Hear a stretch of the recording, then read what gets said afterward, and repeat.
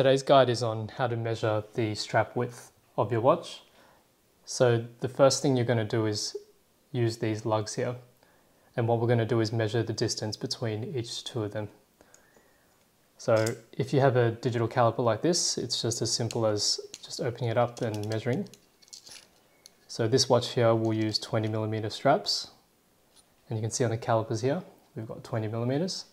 So it's got a little bit extra, but we're just going to round that down or round it to the closest number, which is 20. Alternatively, if you don't have a caliper, the next best thing is a ruler or a tape measure. The one thing about tape measures is they've got this little metal notch here. We want to avoid using that because we don't really know where 0 starts from. So you might be 1mm out. If you're 1mm out, that means you're not going to get the right measurement. So what I'd recommend is starting on, say, the 2cm mark, for example, and then we're just going to measure from there. So you can see it's 2 to 4 centimeters, which means that it's pretty much bang on 20mm. The one thing to take note of is some watches don't have straight-ended lugs like the Seiko here. So in the Seiko, you can see that this is straight, completely straight, completely straight.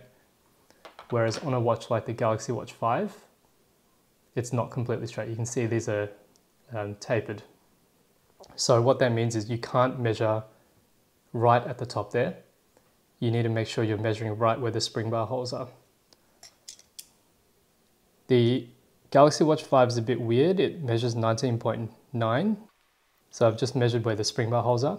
So it actually measures 19.8. So the Galaxy Watch is a bit of a weird one. They say that it's actually 20mm strap, but it kind of is. But when you use a metal strap, because metal straps use about, the top of these are about 19.9 on a metal strap. So normally a standard 20mm strap isn't going to work on the Galaxy Watch 5.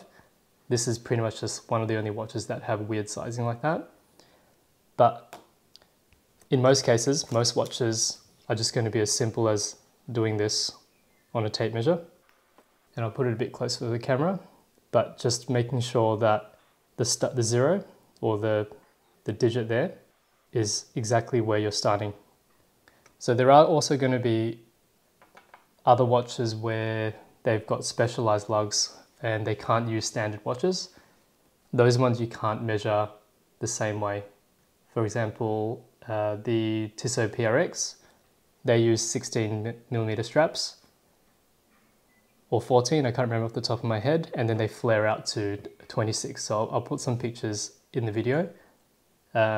But basically, if you put a 16mm strap, it's just going to look weird because the watch is going to be this big and then the strap is just going to be this tiny little thing. So sometimes it's not as easy as that, but on a standard watch like this, it's going to be very easy because all you need to do is just measure the lugs.